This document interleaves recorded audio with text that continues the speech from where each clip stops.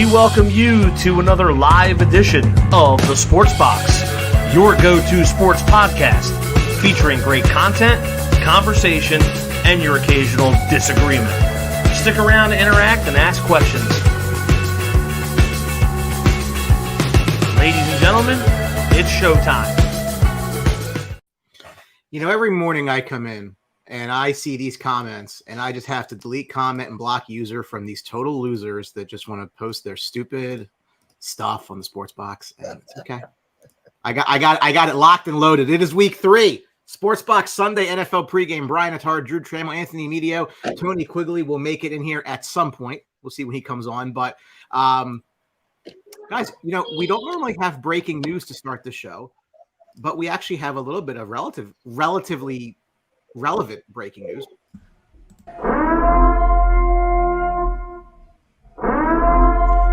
We have breaking news here on the Sports Box.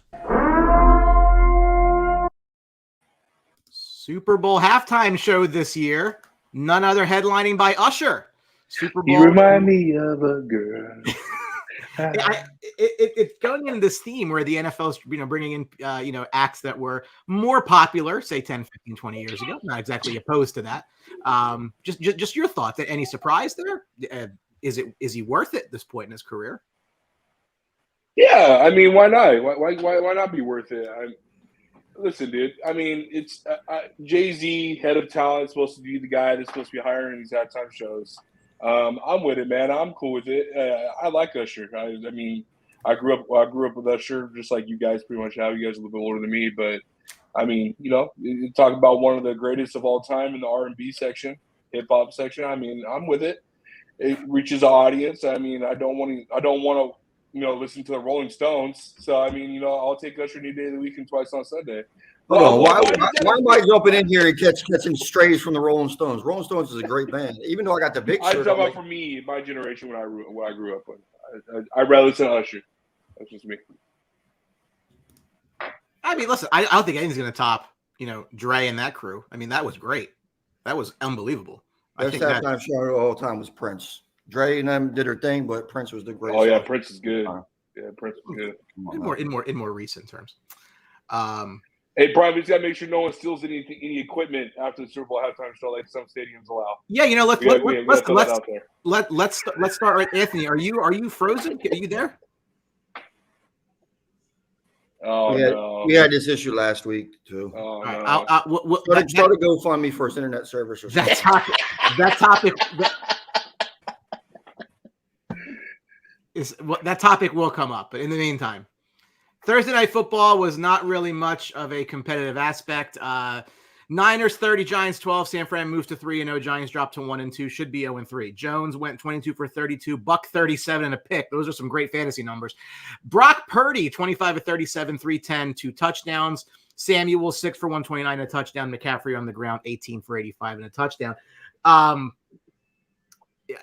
If I'm not mistaken, Brock Purdy has not lost a game he's finished in his career. And I don't necessarily know that that's entirely about Brock Purdy as much as it is the team around him. But Niners so far, they look really, really good. And it's not because of the quarterback. Tony, you're shaking your head. No, it has nothing to do with what you're talking about. But I'm just frustrated with Facebook. I jump on Facebook, go to share out the show. I have no alert that we're live. I don't have anything. I mean, they just completely muted us off the fucking planet.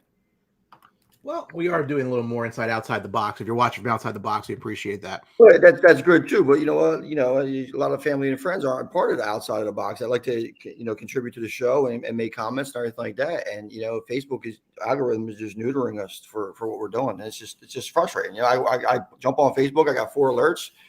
None of them about us going live. I got to mention about the outside of the box, but as far as the sports box itself, the way that Facebook changed everything really, really just kind of pissed me off. That's why I was shaking my head. So got it. I'm gonna have to go do my due diligence, find the sports box, share it out, all that fun stuff instead of people getting alerted to it. Because you like myself, we get comments a lot of times like, "Hey, I haven't seen you. Where it is?" Or I used to get the alerts, and it's like, blame Mark Zuckerberg, right? That guy. Yeah, you have to go on the page and share it. How good are the Niners, and can they actually pull this off with that quarterback?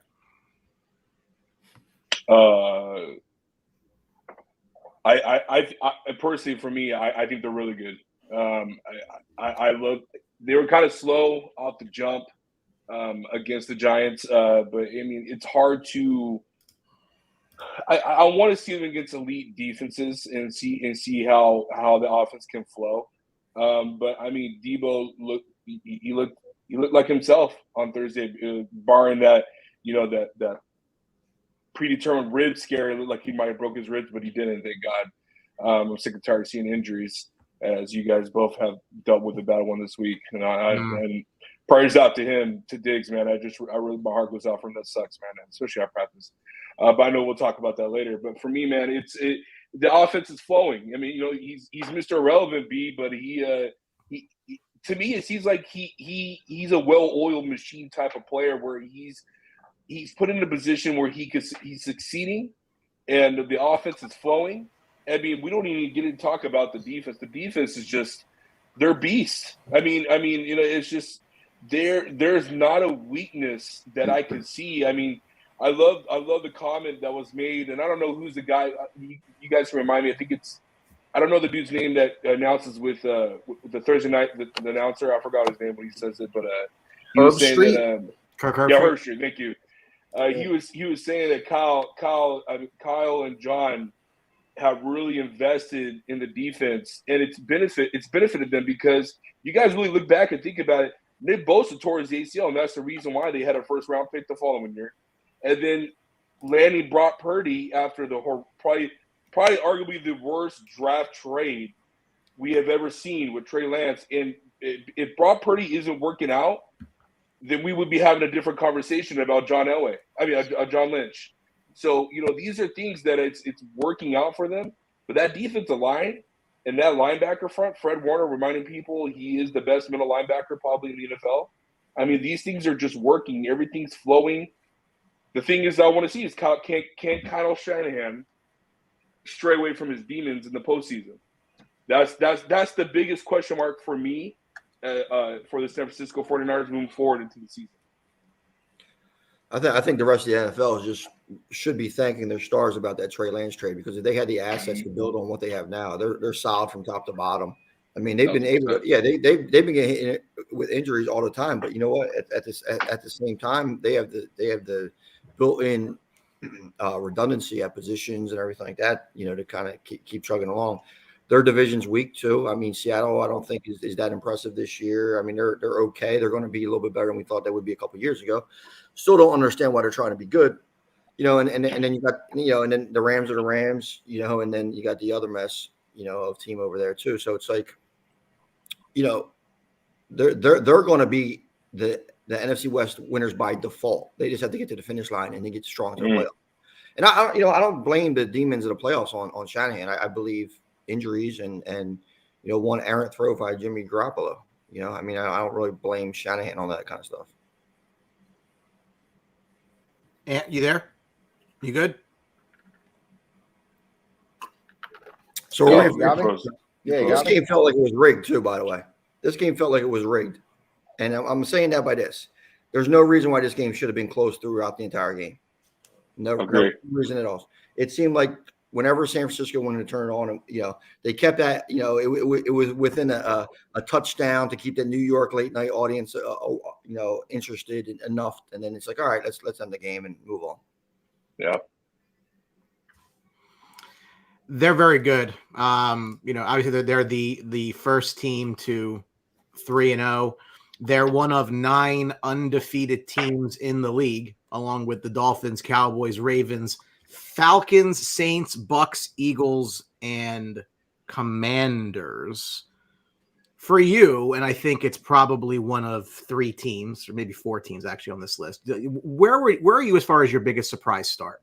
Teams that are 2-0 that you kind of go into the season thinking, I mean, this team's going to be god awful, and here they are, and there's this magical 2-0 number which we're going to get to. As the other way, it's very terrible, but it's usually pretty good if you're off to a 2-0 start. Who's surprising you here, and who can actually sustain it? That's a good question there, bud. See, I don't know about the surprises, Brian, because when you look at this kind of how the schedule comes up, it's like, all right, Washington's a surprise at 2-0, but not really, because they beat the Cardinals and Broncos. You know, right. You know, I think what was the team? Was it New Orleans? New Orleans. Atlanta beat Green Bay and Carolina. Yeah. So I just think that there's a bunch of bad matchups in the beginning of the season that eventually, you know, some team has to win, right? So I think that's where it is. You know, if you have your list up with the teams, I don't know. I mean, like when you look at the games, you're not 100% surprised at any of them. I'm with Tony. Maybe Tampa. I was going to say Tampa. Minnesota win. I was going to say Tampa. Tampa Bay for me because Brian, they went against Minnesota. No one expected. I mean, for me, I was shell shocked. I understand their defense came back. They're healthy this year, but I mean, with the issues with the O-line and Baker Mayfield playing quarterback, we all saw the struggles that him and Kyle Trask couldn't even make a throw down the seams. I mean, and then to see Baker play enough, right? Play enough to get that win against Minnesota, and then come back. I forgot who they played last week. Chicago. That's what I'm saying. Oh, Chicago. So, I mean, Chicago's a mess. So yeah. And Minnesota isn't that surprising, because when you put a decent defense against Minnesota, they find ways to lose. You know what I'm saying? I get you. I'm just saying, just because based on their offense tone, their offense is very powerful and potent when it needs to be. But like you said, they went against Tampa Bay's defense is sneaky good.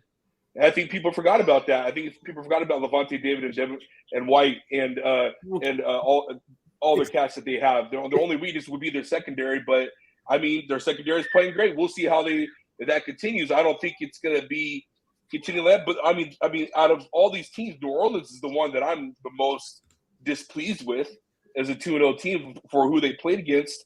I mean their scores have been close. It hasn't been really that impressive to see how they've been able to defeat teams. So that's what I'll say for me. Yeah, that's what I'm saying. So some of the names are surprising, but when you actually look at the games and stuff like that, it's not 1,000%. I agree with you, Tom. Oh yeah, I mean, completely. I mean, again, you know, I mean, Miami. I mean, look, that was a knockdown dragout game against LA. Just last possession kind of won that kind of thing, and then they go into New England, and New England's not really very good. So we lost the last possession. It was one of those back and forth type things, a shootout type game. You know, it wasn't really a defensive struggle, which is indicated by the over under in that Minnesota Chargers game, which we'll get to. I mean, Tampa, yes, and Tampa, no. Again, Tony, I think you're right. Like, and as we get to some of these 0-2 teams, some of that too is just who you're playing. It's not necessarily a indication of how good or bad you are. It's the NFL. Things happen, and if you start off with a brutal schedule, you may end up 0-2. Or if you have some cupcakes, you may be 2-0. Your thoughts? As far as surprise teams, surprise starts from these undefeated teams. Yeah, I mean, I'm sure you guys touched on it. You're right. It's really just strength of schedule, who you're facing with early. Like you said, Tampa Bay. I mean, they played the Bears, they played Minnesota, teams that really aren't anything special. So I'm not surprised by any of those teams, really. Kareem Gomez, NFC South is supposed to be awful. Yeah. And there's 3 teams that are 2-0. Like figure it out, right? Like, it's just Tony, what's NFL stand for? No fucking logic. No fucking logic. There you go. While we're on the topic of records and starts, so since 1990, just 11.5% of 0-2 teams make the playoffs. Only 6 teams have ever made the playoffs starting 0-3. Your 0-2 teams coming into today: the Broncos, the Chargers, the Vikings, who will play each other, the Texans, the Panthers, the Patriots, the Bears, the Cardinals, and the Bengals. When you look at them, you look at that list, there's 2 teams that stand out to me that are not teams that I would say, oh, that team stinks because they're 0-2. However, they also might have pretty tough roads to get out of it. And the 2 teams that stand out to me are the Chargers and the Bengals, primarily because I love both of their quarterbacks. From a Bengals standpoint, Burrow has not been healthy. You lose to the Ravens. That's a divisional game. You can kind of live with that. Even the loss in week 1, like, again, you don't really play the Browns very well. So, like, again, not the best schedule to start. For the Chargers, again, 2 games, you can make the case they really should have won. We'll get to Herbert's numbers in a minute. But when you look at these teams, like if you do fall to 0-3, like is that for some of these teams, there's a reason they're 0-2. I'll put it that way. Some of these teams, not so much. Can these teams come back from an 0-3 if they get there? Absolutely. There's so many games in the season. I mean, when you expanded how the divisions and everything are set up, and how you're looking at teams that are 0-5, kind of fighting chance to get there if they string some wins together to schedule back. I think you got to kind of keep that in check. But I mean, listen, the red flags are waved in Houston, Carolina. I mean, they're shutting down Bryce Young. Like there's certain teams that, but there's other teams. Chicago out of all this list is the most troubling. And I know you can jump in on this because you know very well. But the regression or the misuse or whatever you want to call it of Justin Fields that's troubling. Chicago being 0-2. But that's a bad look as an 0-2 team as far as just because how bad Justin Fields played. You give him new DJ Moore, you get this, blah, blah, blah. There was like some upside, and that was the bad thing. And Cincinnati with the Burrow injury, that's troubling. And Drew's Chargers, and unfortunately, that's who they are. It doesn't seem like there's been any progression as a team moving forward, and you might see Staley get out of there. And, and I don't know, maybe Kellen Winslow, Kellen Moore take over, He's a soldier. I like that. I gotta go get it. Hold on. I like that. I'm with it. Yeah. So I mean, maybe Kellen Moore go step in there and be take over those reins. But I don't know. I mean, they have everything that they need to have. I mean, Eckler's hurt, which I don't think that really affects winning too much on their end. But they just don't make the plays to win ball games, and that's just kind of how it is. So it's tough. Yeah, I mean, quite frankly, I think all these teams are doomed. I don't think they got much going on. I think the Chargers, obviously, I don't think they have the defense that's going to hold up throughout the year, let alone their coach and their team. So I think all these teams are maybe Minnesota. Minnesota could maybe get themselves out of it in the North. Reel off a couple wins. I don't think anyone's going to run away with the North. So, maybe Minnesota, and we'll see on Joe Burrow with Cincinnati. I mean, they were 0-2 last year. They reeled off 7 in a row. So, maybe those 2 teams. Sorry, Ant, my bad. That's all. Yeah, for me, man, I'm a soldier. Hey, you. That's not the Kellen Winslow I was referring to, gentlemen. Yeah, senior. You want to play for the Chargers? For me, Brian, the team out of this that has the best chance, in my opinion, is Minnesota and Cincinnati. Just because of what we see in the NFC North, I think it's going to be coming down to the last week. I mean, Detroit has a chance to run away with this thing, and their defense forgot how to play defense. Basically, against Seattle, ran through them in the second half. Legend right there, absolute legend. Cincinnati, I think their 0-2 start is contributed, which we all agree, to the calf of Joe Burrow. He's not healthy, and he can't push off that back foot to put the inks in the ball. I mean, their defense is playing not that great, but I mean, I think they can get it together. But it's going to be tough because, like Ant said, the AFC North is going to be competitive. But it's Baltimore, I believe, is 2-0.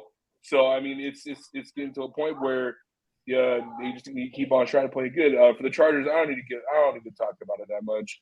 We know what it is, man. Their defense is absolutely horse crap. They can't play good at all whatsoever. And on Tuesday on Game Winning Drive, I basically told everybody, like, I think Minnesota's going to win this game. If they're going to put what's his name one-on-one with Justin Jefferson, and that's his defensive scheme, then it's time for Staley to go. It's been 3 years it's going to be 2.5 years with him, and 11 years with Tom Telesco, and Tom Telesco's the GM. And out of those 2 years, sorry, my kids are going crazy. That's okay. This might answer the question, right? Depending on today. So, yeah, Brandon Staley will be the first head coach to get fired. I'll take Matt's boy. Matt. when you look You at got FBI houses being raided on your staff. Your quarterback doesn't know how to play anymore. He goes before Staley goes. Oh yeah, definitely. Here's what I think the problem is, right? Again, I think the Chargers and the Bengals can win the whole damn thing. That's not my concern. But the problem is, if you can't get out of your own way, the AFC is so deep that if you're not going to win your division, now you're in this dogfight for wild card spots, right? And you continually are giving up ground to, maybe the Jets are out of it, so somewhat in the AFC East, but between the Dolphins and Bills, whoever doesn't win, that's going to be a wild card. You look at the South, it's probably just Jacksonville, right? So you're leaving 2 wild cards open for the North, which is top to bottom, very good, right? And even in the West, if you discount the Raiders and the Broncos, and I wouldn't tell you not to, for the Chargers, it just becomes more daunting, right? Like just so much more variability in it. So it's not so much that we thought the Chargers might win the division. They could, but nobody would be shocked if KC won it. Is that you're not just fighting KC now, you're fighting for a seat at the table among the rest of the conference, and the AFC is not the NFC. So Minnesota goes 0-3. Okay, like that doesn't mean that they're out of it in a top-heavy NFC. You might get in at 8-9, 9-8, the way things are. That's not going to be that way in the AFC. So is 0-3 a death sentence? In some cases, yes. For Denver, I don't know what you do, because you were in the game last week. You really were in both games, but you lost. For Houston, again, they're not really trying, which is great news for the Cardinals, who are also 0-2, aren't really trying. Great news for them. Surprisingly enough, they actually had a game last week. A lot of talk, a lot of money was wagered on Justin Fields to be the MVP of the league. That looks like a ticket you can light on fire. Anthony, any thoughts on that? Well, it was the same thing with Mitch Trubisky after his season. There's it's pretty much a 15-game audition for Justin Fields right now, and that whole staff. So, the Bears are a dumpster fire. We've all seen it this week. So, I don't see things getting better. Let me ask you this question before we get into a funny comment we have today. A lot was made over the offseason about the Bears deciding to trade the 1 pick and keep Fields versus trade Fields and keep the 1 pick. I understand it's 2 games. I'm not trying to, be overly snap judgment here. Questions about that now? No, not at all. I think they did the right thing with the trade. I think they did well with the trade. They got a lot of value. They got a number 1 wide receiver, and they got Carolina's pick this year. So, yeah. They could possibly have 2 top 5 picks, and then, you could do anything with those right now. So, like I said, I really think this is just an audition for Justin Fields. I don't think Eberflus will be there. I think he's way over his head. He was never a hot coach for a hire. He's a defensive guy. I don't know why you're hiring a defensive guy this time in the NFL. So everything's just a mess, and it just doesn't match up. So, like I said, I don't see it getting better. I don't. Outside of the Chargers and the Bengals, based on their quarterback, can any of these teams find their way back into the mix? Realistically, just like I said, just Minnesota, possibly. Minnesota. I think Minnesota might have a bet. Minnesota's more in the mix than the Chargers are. Yeah. I think Cincinnati's in a real tough spot because do you just push Burrow to be out there while he's injured, just to try to keep up with? They can't fall back, so I think they're in a really tough spot, whether to play him or just sit him down. They might have it looks like they rushed him back, and it may cost them. So they're in a tough spot. I think with Burrow, the lack of the preseason reps and live reps is the things that really hurt them, because they threw him out. Yeah. Oh, hold on, he's not where he needs to be, and I don't realize that until he was kind of under fire with some of the live stuff. So that's agree. But Jamar Chase said it the best. Like, I don't need you now. I need you in week 5, week 6 to be healthy. And there he was in week 1. Maybe did he rush it back? And it's like, the players know. I mean, when you're in it, what the war's like. Not only that, Brian, but it's also the fact that it's a calf injury, and we all know what happens with a calf injury. You keep on if you keep playing on it or progressing on it, it's going to lead to that. I'm not going to say the word, and I'm not going to put it on him, but we all know what happens if you keep playing on a bad calf. I mean, we saw it with KD. I mean, it's that's scary. Yeah. Anthony, do they not have security at Soldier Field? Yo, it's Chi-Town. You know about those cities, bro. Why didn't Fields run after him? Yeah, right. Well, he's not running this year. He's a robot. Robotic coaching. Yeah, It's all the coach's fault. yeah.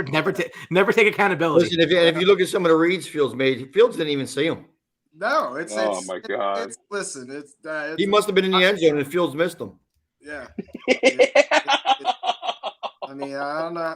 I mean, yeah, the play calling, but the physical, just being out there. Yeah, you're missing guys. It's not on the coaching. It's you got to blame yourself.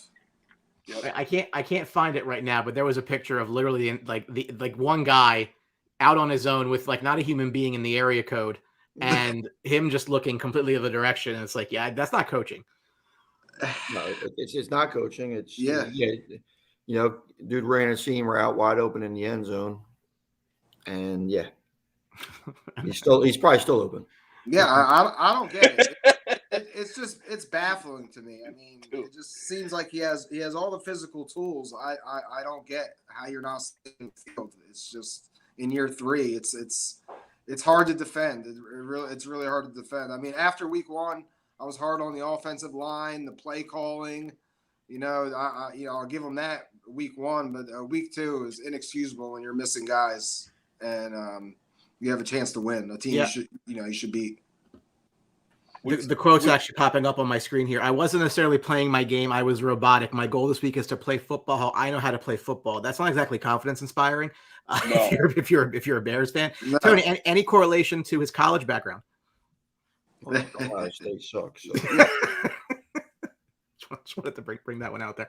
Last point before we get to the games. There were some major injuries this week ahead of week 3 action. Obviously, Trayvon Diggs out for the year with an ACL in practice, and that brutal injury to Nick Chubb on Monday Night Football, which apparently is now they're saying is just an MCL, that he's going to be Thank like God. 8 months. But I think when you first saw that, you said, Dunzo, like he's not coming back from that. Yeah. So God bless him. Hopefully he does. And hopefully he'll be the same player or even a better player, when he does come back. But I guess my question, Jim Brown, he'll be a better player. He's a beast, best running back in the NFL, probably. well, the point is, you hope that there's no lingering. His leg snaps in half, and he's coming back better. That's scary. I hope it's not coming back worse. I guess I'll put it to you that way. More good vibes his way. But when you look at these players and the impact on their teams, right? What impact do you think these injuries are going to have on where you think both teams finish compared to what you thought prior to? Well, jumping right to Nick Chubb, first of all, I think that's going to be a bigger injury than a lot of people are thinking because Deshaun Watson hasn't looked great. He hasn't turned the corner. Amari Cooper's banged up. Now you're running out, running for him, and then the best kicker in the NFL, Kareem Hunt, and you're trying to get what you're doing. I mean, they have Elijah Moore and stuff like that out there. It's progressing, but like it's Deshaun isn't a guy who could carry the offense right now. It doesn't look like that, and it looks like that's what he's going to have to do. And they got Baltimore coming up. They got they have some tough games down the stretch because that's not an easy division as we talked about. For the Cowboys, I think they're going to be okay because you get the crazy pass rush. You got Jordan Lewis back, move him to the slot, Bland on the outside. I think they have a game plan for covering with Diggs. Now, if there's another injury this week or something else, I mean, then you're just scrambling. But a good pass rush will make up for a weak secondary every day of the week, and the Cowboys have the best pass rush in the NFL.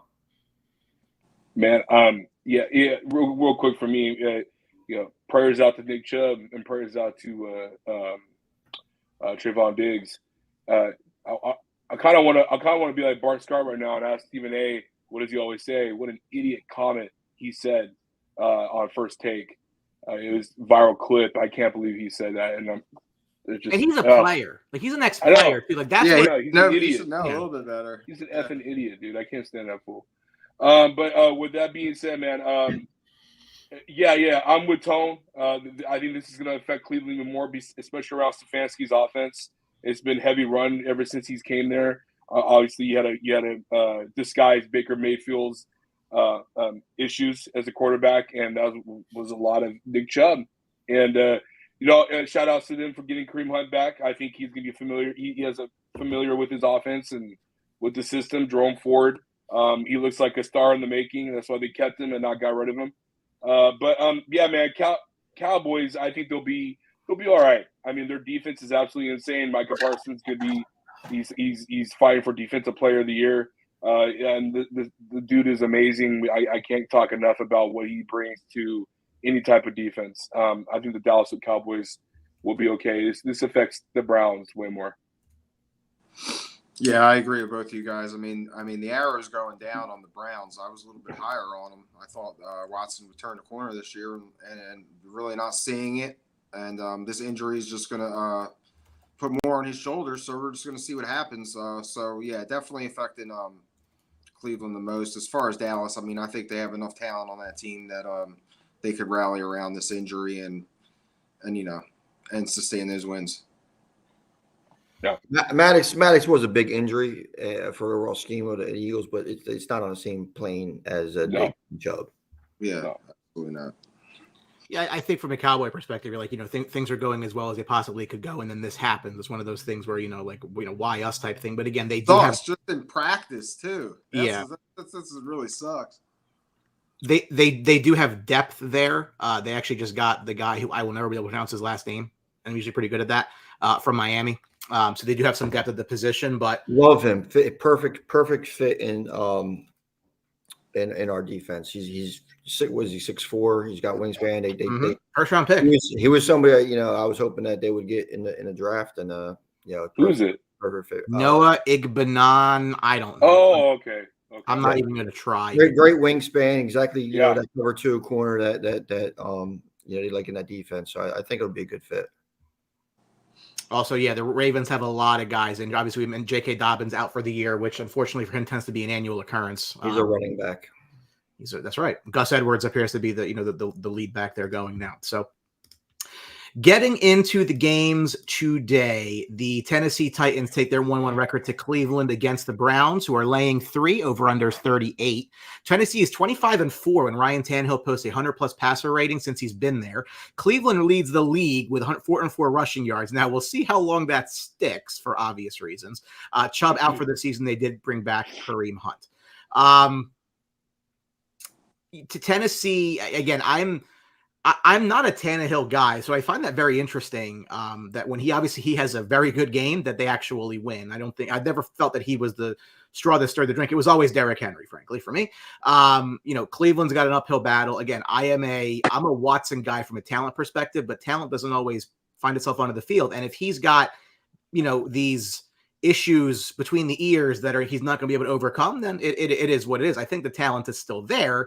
The question will be, can he be who he was? And it's fair to say he may not, right? So Cleveland's in a bit of a stuff. I actually read today that if he gets suspended for on-the-field actions, the Browns have some kind of way out of that contract, which will be very interesting. And they're already setting him up.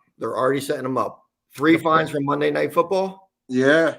It's a setup. The Player Association will be after that one. Like, they're not going to let that stick. But I listen. They're all in the same game. Thoughts going into this one? I'll just go real quick. I got the Titans on this one. I think it's a heavy dose. It's gonna be heavy dosage of Henry. Is Denzel Ward playing? I know he got hurt last week. He was on the injury report all week this week. I don't know if he was playing or not, but I'm gonna go Titans. I don't know why. I'm just gonna go Titans. Heavy dosage of Derrick Henry and Tennessee's. I think Tennessee's defense will do enough. I'm gonna go Tennessee. The thing is, though, Henry's been banged up all week, so I'm not sure how he's going to handle it. This right in here to me. You have 2 1-on-1 teams. It's kind of like one of those show me games. It's like how are the Browns going to bounce back from the Chubb injury? See what kind of team that they're going to be, and really, it's going to see if the Titans are a good enough team that they want to be players this year and into the playoffs and win over that. This is, I guess, in talking about Watson. Jack Conklin. I knew he was injured. I don't know exactly if that was. He's out for the year. Out for the year. Okay. Yeah. I didn't catch that. So I'm with Drew. I think torn Tennessee. ACL. I think Tennessee does win this game. I think DeAndre Hopkins is playing again, second week in a row. He's out there as a threat. Henry, Tajay Spears might get some carries and do some impact on there, but I just don't think Watson looks good enough right now to pull out these wins. If so, he's going to have to do it with his legs. Yeah, man, it sounds like we're all on board. I'm riding Tennessee today. I like them actually on the money line right now. It's plus 154. I think that's a good bet. I mean, like you guys talked about, Cleveland's on the down right now, short week. Now you're going to have to deal with a Vrabel defense, a Vrabel coach team. So I'm riding with the with Tennessee today, plus 154 on the money line. I like them on the road today. Your thoughts here? I mean, does the coach end up, because does Stefanski end up being the scapegoat because they might not be able to get out of Watson? I mean, he's an offensive guy. I mean, and that's what they're lacking right now, some offense, because they're fine on the defensive side. And this is something that we don't know. I think it really would depend on how his stance was as far as bringing Watson on board, because they gave up a lot for Watson. They're paying Watson a lot of money. If he was one of the proponents of trying to get him there to push the narrative, or if that was something that the front office was pushing down on him, I think that's kind of where it is, Yeah, I think he is in a hot seat, especially if they don't make the playoffs. You've had a full off season with Deshaun Watson. You put your offensive system in there, and a lot of people are complaining about his system and his lack of execution of play calling, which I think that's more on Deshaun than him. But I mean, he's had a good run. Not a good run. He's had a run, but it's not. It's I think with the whole, he has no excuse. That's what's going to be his Achilles heel. No pun intended. It's just going to be his. I think he's on the hot seat with Staley. I think that the tough part, I think, Ant, you mentioned the short week for them is like, I mean, look, this is not rocket science. Nick Chubb was a focal point of that offense, right? And he's not going to be there. You're not going to be able to get the same production out of a Jerome Ford or a Kareem Hunt, who's been on his couch the first couple of weeks, right? So you may have to rely on Watson to, was that face, Drew? You said he was on the couch? Well, Kareem Hunt wasn't playing. Oh, they said Jerome Ford. Oh, no, Kareem Hunt coming in wasn't. No. My bad, bro. Sorry. That's all right. That's good. But I think that you may have to change the identity of your offense in a couple days, and I think that that's a tough ask, right? You're at home, which is helpful, but I don't necessarily think that that's the factor. You're going to have to win this game defensively, I think, if you're Cleveland, which you can do, but I think it's asking a lot. I think it's asking a lot on a short week with like not a lot of time. You got guys coming in who weren't on your team, 6 days ago. If Jerome Ford goes off for $150 and 2 touchdowns, I reserve the right to replace my take. But this does lean Tennessee to me. I would take the points either way. Get the hook if you get it. Yeah, that's fair. If I don't think Tennessee's like that. So that even though they're hobbled, like the Titans aren't that much better than the Browns in their current state, right? So if it's a field goal game, take the points. And their defense is just as good as the Browns. So I mean, this could be you see the over under 38. I mean, it's telling you something. It's going to be around that. That's actually not the lowest one of the week. Oh no, yeah, I seen that. Yeah, we'll get to that. It's a battle of the 2 first-round running backs as the Atlanta Falcons take their surprising 2-0 record into Detroit against the Lions. Lions laying a field goal over under 47. Robinson leads running backs in receptions with 10, third in receiving yards with 75. Goff leads the NFL with 26 touchdown passes at home since 2022. If you are looking for the Jahmyr Gibbs coming out party, it might happen today, given that David Montgomery is not playing today. Again, as I mentioned, both of these were the first-round running backs taken. Lions, a surprising win in Kansas City. Then they dropped it last week to Seattle at home. It's a tough read on this game. I lean Detroit because they're at home, and I really think Atlanta – I don't like Desmond Ridder a little bit. Not that I love Jared Goff, but I'll take him over Desmond Ridder. They're finally starting to find Drake London a bit. I'm sitting Drake London in fantasy in a league this week until I see more.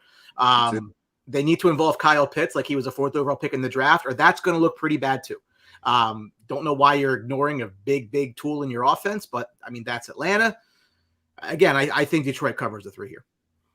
I just hate how Atlanta's building their team. Bijan Robinson, Kyle Pitts, Drake London, first round picks. That's not how you build championships. I think the blueprint is solidly out there of how to win in NFL, and that's not what Atlanta is doing.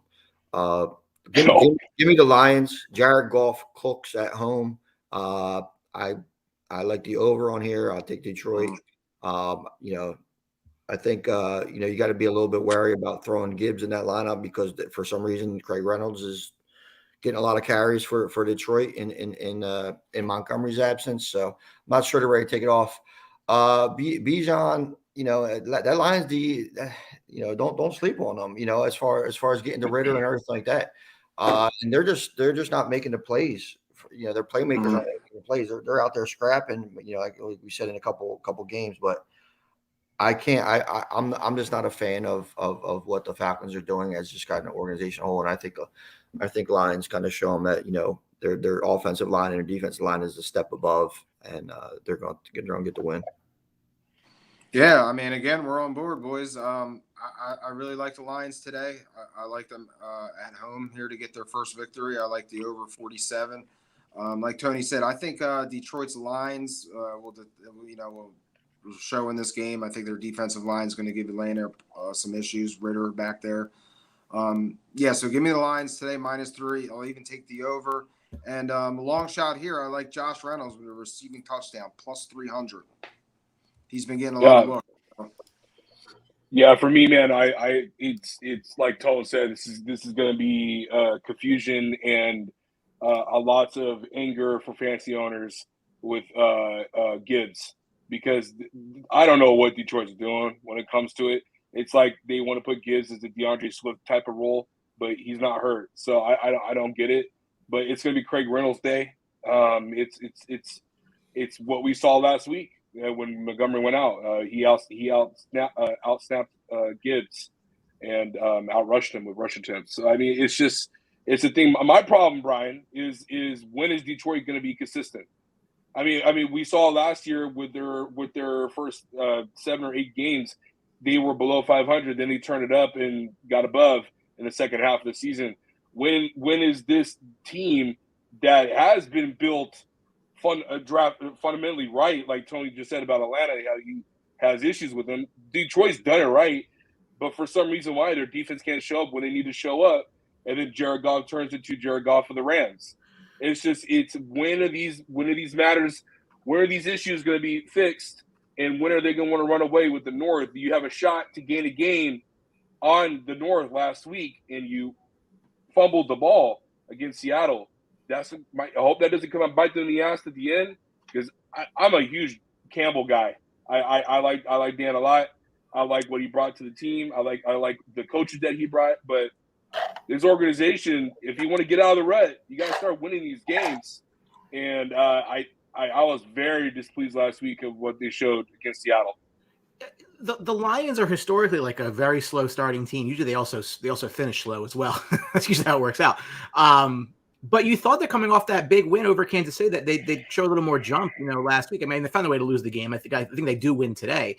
I look at Atlanta, right? And some of these numbers just blow my mind, right? Like, so why does Tyler Algier have more carries than Bijan Robinson?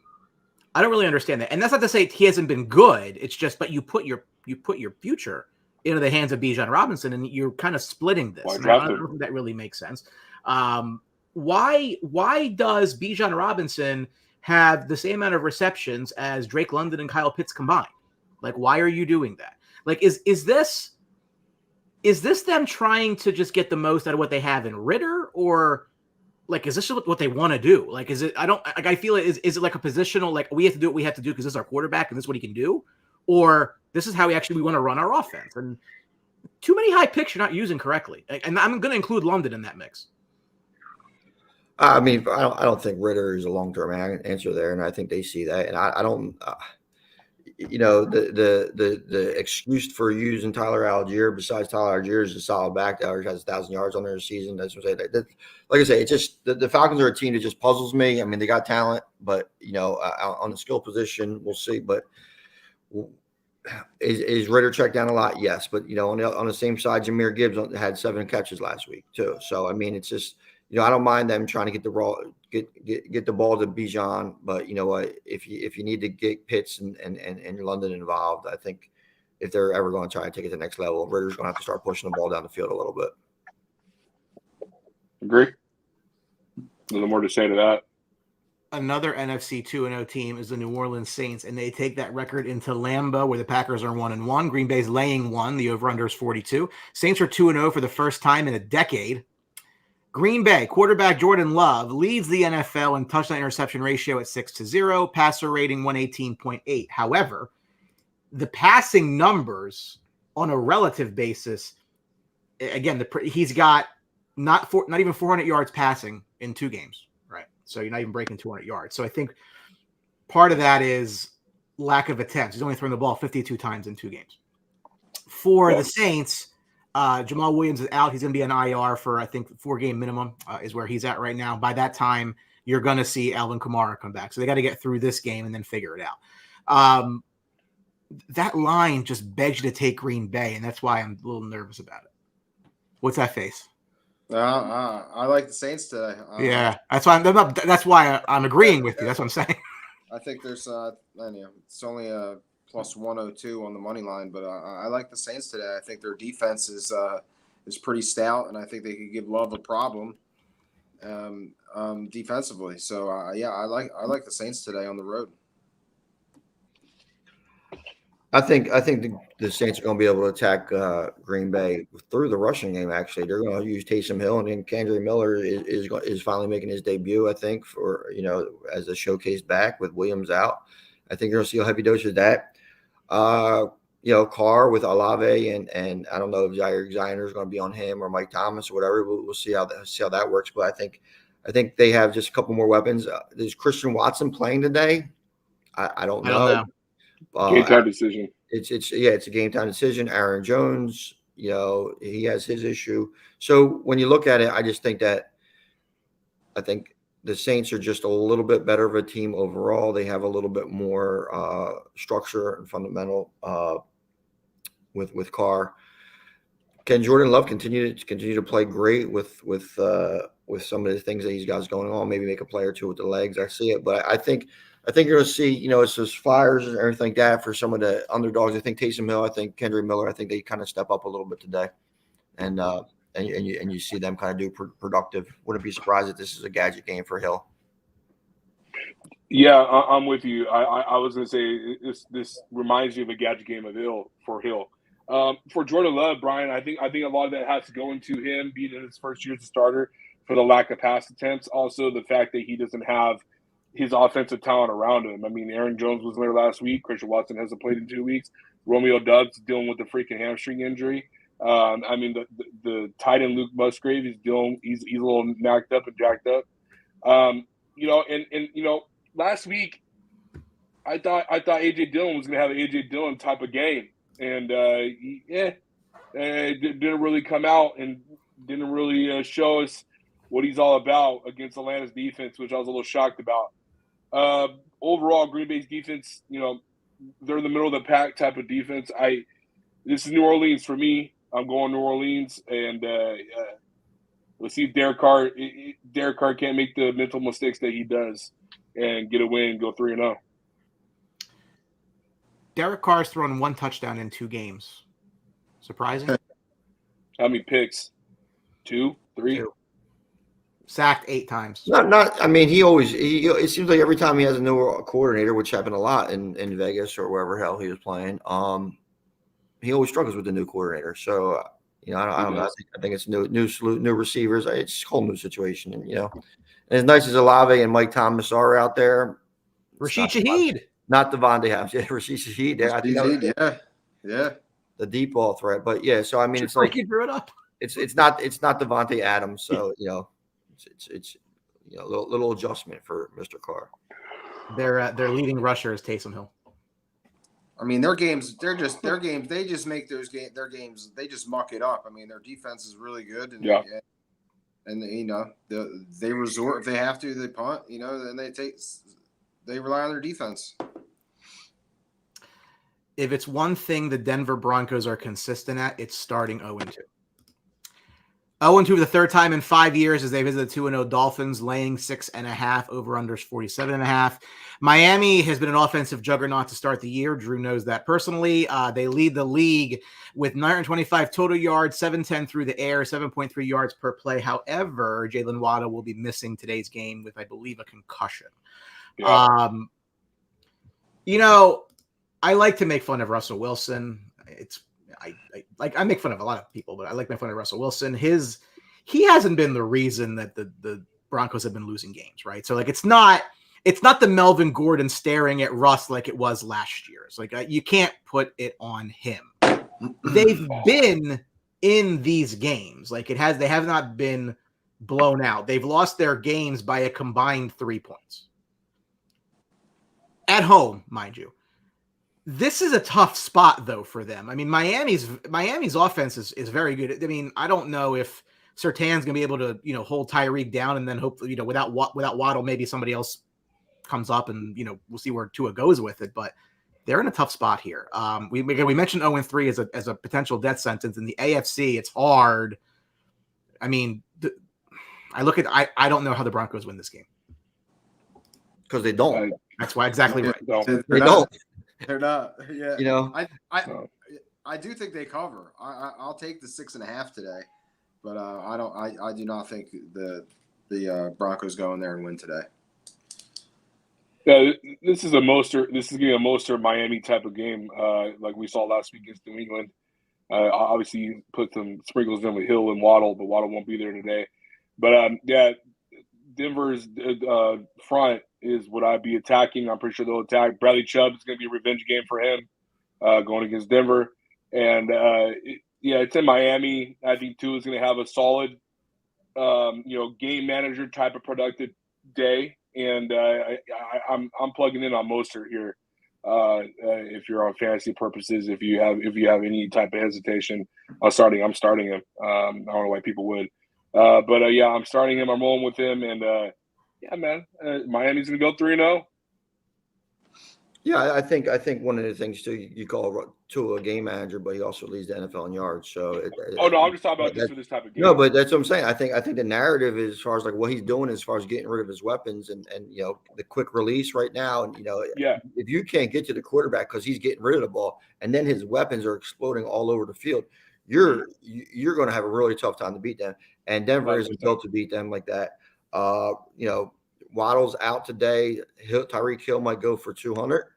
They get him the ball a little bit because they're so creative. They're so creative with getting him the ball. I mean, it's like, well, why is this guy not shadowing? Why this guy's not shadowing? Surtain can't shadow him because they move him around all the time. And then it's also it doesn't matter what cornerback you are, because last time I seen primetime was in college, because no one's covering Tyreek Hill with his speed. So there's not one NFL cornerback that's elite that could run with him. So that's always the X factor too. Plus they're moving the ball, and then they're going to use guys like Mostert, like you said, Braxton Berrios, right. Aaron Jones, Christian Watson, David Bakhtiari are inactive today. Yeah, surprise. That's another AJ Dillon game to me, right? Yeah, he gets shut down. But like you said, Berrios, New Orleans, please. Craycraft or whatever like that is whatever his name is, River. I think they're going to be mixed into the offense too. You should see some of that kind of stuff going on. And I think that the Dolphins win. I think they cover. I don't think the Broncos have enough to keep up with them. Who's the Dolphins tight end? I keep on forgetting his name. Smith. Yeah, Smith. Yeah, it's yeah. Nobody good. I like Ty Hill today over receptions. They got it at 6.5. I think he's going to get a lot of touches. And you talked about River Craycraft. I mean, I think you're looking for that guy. I think he's a sneaky guy that could get in the end zone, have a day. Right now, he's plus 270 for any time. So yeah. Oh wow. I like that for the Dolphins. I think they'll those guys, Berrios, they'll be involved today. Yep. Very curious to see. I mean, I think this is a game Denver's got to get ahead. I don't see it happening. By the way, I think that's just game script. Yeah, but they'll keep it close. What does getting ahead do for them? I mean, obviously, they gets the win, but before the game's over. But you got weapons like Ty Hill. Dolphins are a team that can play from behind. No, they can, but you also don't want to give them the lead, and have to try to come back against that. I don't know. I just that's my gut on this. We'll see. The only battle of winless teams today is the Chargers visiting the Vikings, both 0-2, Minnesota laying 1. Over under highest of the day at 54.5. The Chargers are the first team in NFL history to start 0-2, scoring 50-plus points and not give the ball away one time. The Minnesota side of the ball, Kirk Cousins, the first. J.C. Jackson, a healthy scratch today. That just noted just now. Cousins, the first quarterback in history to go 0-2 with a 70% or more completion percentage, 700-plus passing yards, and 6 or more touchdowns. Both of these two Shut up, Anthony. I feel like both of these two teams have been a little unlucky to start the year, right? You go to Minnesota, winnable game against Tampa, you blow it. You go into Philadelphia, you're not supposed to win that game. Justin Jefferson fumbles at the back of the end zone. The worst rule in football, I might add, but that's what the rule is. That takes any momentum that you have. For the Chargers, again, a winnable game against Miami. You let it fall out of your hands. Winnable game last week, falls out of your hands. The offense has been good.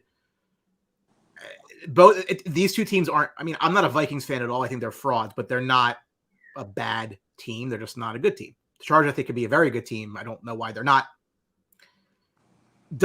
This feels like I don't know what you make of it because, again, I think both teams are better than their record.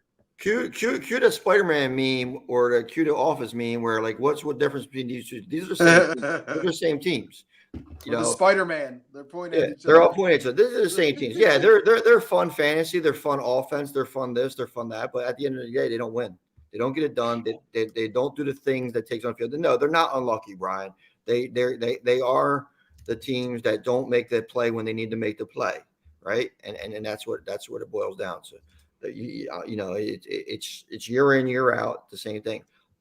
Fun fantasy game. Let's go. Let's hit it over. I think Mike Williams has a big game. I have him with adjusted odds receiving is over 100 yards. You know, I think that's like 320 for Mike Williams to have a big day. So, I mean, I think you're gonna see a lot of fun like that. But, you know, who wins this game? Somebody has to win. And it's going to be what offensive player makes a play and kind of maybe what defensive player creates a turnover, and that's really how it's going to be. There's no rhyme or reason why one team will beat the other team because they're pretty much the same. Yeah, I mean, you could see it. I mean, Minnesota, a home team only given 1. I mean, so that tells you something right there. So I mean, I'm just rolling with the over in this game and hitting some of these props. I mean, I love Jordan Addison over 60 yards for plus 130. You know, he's a good 220 to score also. So I think this is going to be a fun game. Hawkinson plus 175 for an anytime. Just load up on the props in this game. I mean, this is going to be a fun one. It could be one of those overtime games you see that run into 4 o'clock. One of those games, I could see that happening too.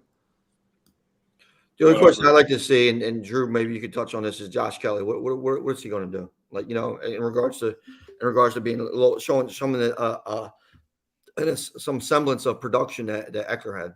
They're not the same type of player, but I mean, you still got to get it done. I've never been big on Joe Kelly, Tom. It was more shocking as Isaiah Spiller. Isaiah Spiller's hasn't been productive at all and can't block and can't pick up blitzes, so that's an issue. That's another bad draft pick. I don't expect much with Kelly. Tone, I think this is going to be what you hit the nail on the head. I think it's going to be Justin Herbert fantasy on meth type of game where it's just going to be stupid points. Mike Williams, Keenan Allen. Actually, Keenan Allen's killing it. So I'm happy that he's still showing people what's up and how he's not hurt yet. He's not hurt yet. Yeah, exactly. That too, knock on wood. But for me, that biggest concern for me, Quig, and we talked about it heavily back in April, is the QJ Johnston. Only 25 snaps last week. And only like 15 or 18 week 1. This is the guy that's been, killing it in training camp, killing it in mini camp. All the words coming out that he's a clear-cut number 3. And here we are, week 3 into the season, and he is not even playing more than 15% of the offensive snaps. And that's troubling to me. Who's taking his snaps? Who's taking his snaps? Palmer, right? Palmer, who had a touchdown last week. So I mean, it's like, if that's the case, then what the hell are we doing not picking up a defensive player in the first round where we picked last year? that because the linebacking core is absolutely trash that we have, which I was telling Brian, I'm like, we could have gotten that linebacker, like Jack Campbell, something like that. The linebacker, I forgot who got him. It's just, it is what it is, dude. I'm not the point, dude, where I'm like Brian it's hard, where I just want to go and freaking want them to lose and want them to go get a first round pick. But even then, it's like, what do you do, bro? Because like, even if you get a top 3 pick, and I'm not that averse when it comes to college football. This is the most I watch ever in my life because of Deion and the attraction that he's bringing, and I enjoy watching it, even though they got their asses kicked yesterday. But it's like you go for a guy like Marvin Harrison Jr. But dude, like it annoys me because then it's like you're not pinpointing the defense, you're not fixing the defense of what the defense needs. So it's like I don't know what direction the Chargers would go if they ended up having a top 3 pick. It would be such an embarrassment with how much talent they have on the team. But it's at this point, man, my hands are up. Whatever happens, I guess. I don't know at this point anymore when it comes to the direction of the Chargers and what they're doing. I got Minnesota winning this game. I think their defense is going to pull out more plays than our defense will. They'll cause a turnover somehow. Mike Williams fumble because he got hit in the head or something like that. Who knows? But yeah, I got Minnesota this game. What I think is interesting, right? So I look at all these like alternate receiving yards and stuff. I'm on FanDuel right now. Usually every receiver has like 25, 40, 50, 60. They give you like these levels. Justin Jefferson does not. Justin Jefferson's 25 and 40 are closed off. You cannot bet Justin Jefferson to break 40 yards. It's got to be at least 50, and that's minus 1,000. Like it's like they really think he's gonna have a big game. Plus 1380 for this game to go in overtime today. That's a little sprinkle. Yeah, that's interesting, right? Well, I mean, the over is definitely in play, and not because I said that it'll be a 10-7 final, right? That's how it works. That's how the way that it generally goes. Yeah. The rivalry between the New England Patriots and the New York Jets in the last number of years has been more like the rivalry between the hammer and the nail. The Jets have lost the last 14 games against the Pats. Pats laying 3 at MetLife at 0-2 against the 1-1 Jets. Over under the low of the day at 35. This should be just an ugly game to watch. Pats have not gone 0-3 since Bill's first year in the year 2000. That's how long it's been. Real quick, before we jump in this ugly game, I got to go out, gentlemen. Have a great one. Good seeing you. See you quick. This is not going to be ratings. I'll put it to you that way. If you want to fall asleep, I got you. Watch this game. Yeah, this game's tough for me. You got to give credit where credit is due in New England Patriots defense. Bill Belichick, for all the crap that I give him, man, they are playing tough in the last 2 games. I mean, tough to play against the Eagles week 1. The defending NFC representatives for the Super Bowl. And then last week, who did they play last week? I forgot. Who? The Pats? The Pats. Miami. Yeah, Miami. I mean, that's back-to-back tough weeks with offenses. Now they get to go against the Jets. I